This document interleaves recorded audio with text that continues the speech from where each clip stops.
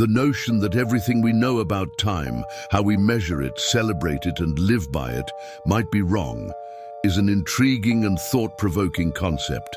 Imagine a world where our modern calendar is not an objective measure of time, but rather a carefully designed system that distances us from our natural spiritual rhythms. This is exactly what some ancient manuscripts and theories suggest, that the calendars we use today have fundamentally changed our connection with the natural cycles of the universe.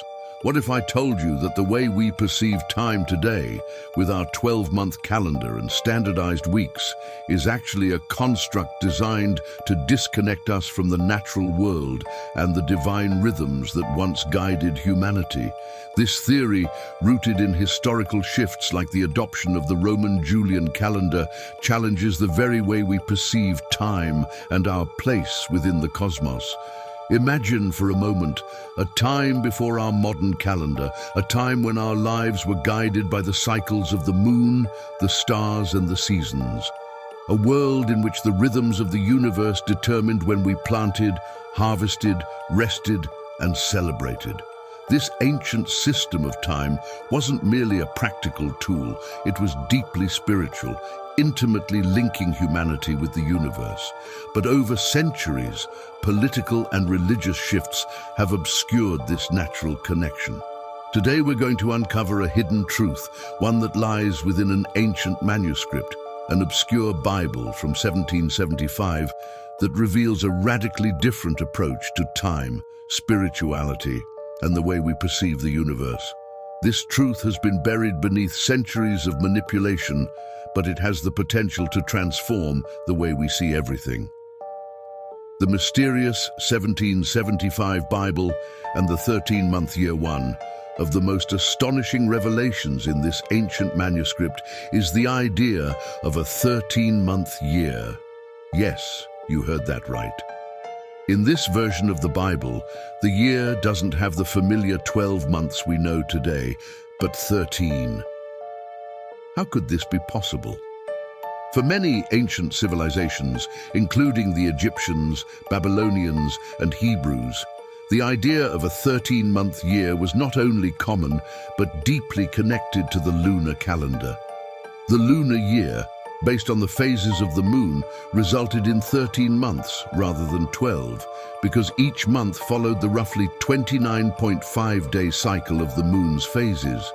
This meant that the year totaled around 354 days. To reconcile this with the solar year, an additional month would be added periodically. This system wasn't just about tracking time. It reflected the people's connection to nature, the cosmos, and their spiritual understanding. Each phase of the moon symbolized something profound: new beginnings, growth, reflection, and letting go. The cycle of birth, death, and rebirth was embedded in how time was understood, and humanity's actions and celebrations were aligned with these rhythms. So why did this change? The answer lies in a pivotal moment in history. The rise of the Roman calendar and the shift away from the lunar cycle. With the rise of the Roman Empire and the influence of Christianity, the ancient 13-month lunar calendar was gradually replaced by the 12-month solar calendar that we use today.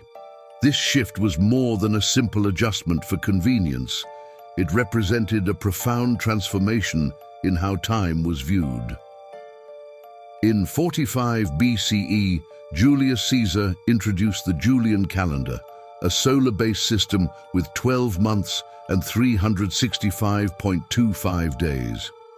This calendar aligned time with the solar year, providing the Roman Empire with a standardized way to organize its territories.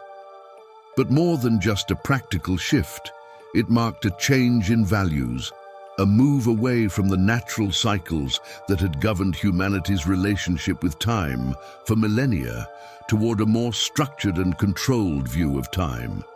By replacing the lunar calendar with the solar calendar, the Romans effectively disconnected people from the natural rhythms that once guided life.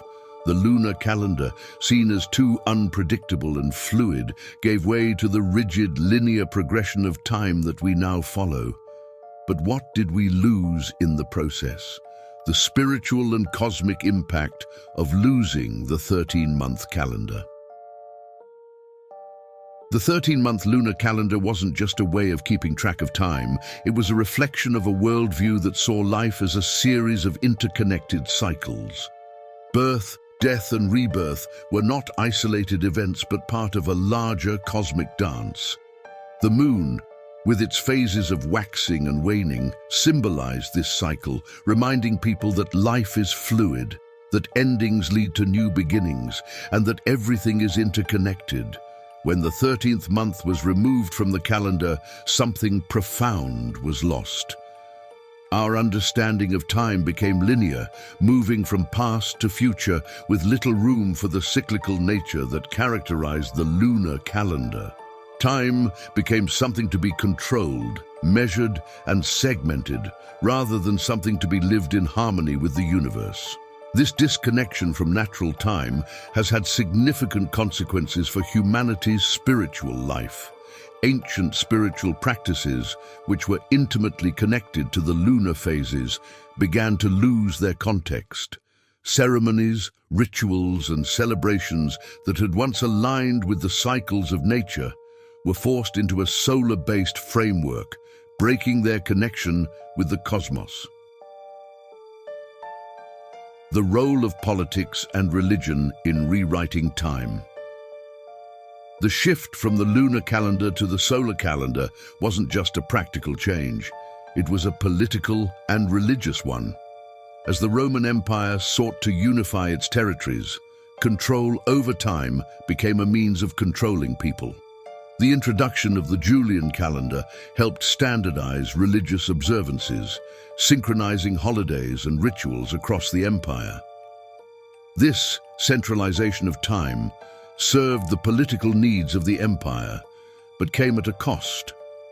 The spiritual wisdom embedded in the 13-month lunar calendar, which had helped people understand their place in the cosmos, was gradually replaced by a more rigid, institutionalized view of time. But the most intriguing part of this story is how this shift in time affected the way we celebrate holidays and even structure our weeks. For example, take Christmas, traditionally celebrated on December 25th. Many scholars believe that Christmas is a Christianization of pagan solstice festivals, but what if it was originally celebrated in a different month, one that aligned more closely with natural cycles? What if the true meaning of these holidays has been obscured by the changes imposed on the calendar? These are the questions we need to ask as we reconsider our relationship with time, restoring our connection with cosmic time. What would happen if we restored the 13-month lunar calendar and reconnected with the natural rhythms of the universe? Could we return to a deeper, more spiritual understanding of time, one that recognizes the interconnectedness of all things? The 1775 Bible suggests that this is not only possible, but essential for our spiritual growth. By reintroducing the 13th month, we can realign our celebrations, our rituals, and our lives with the cycles of nature. We can begin to see time not as a straight line, but as a continuous cycle, one that reflects the true nature of existence. As we embark on this journey of rediscovery, we are invited to reconsider everything we know about time, from the way we structure our weeks to how we celebrate our most cherished holidays. It's time to ask ourselves, what did we lose when we moved away from the 13-month calendar? And what might we gain by restoring our connection to cosmic time? Thank you for joining me on this journey. If you found this exploration intriguing, don't forget to subscribe to our channel and like this video for more content that challenges the way we think about time, history, and spirituality. Together, we can uncover the truths that have been hidden for far too long.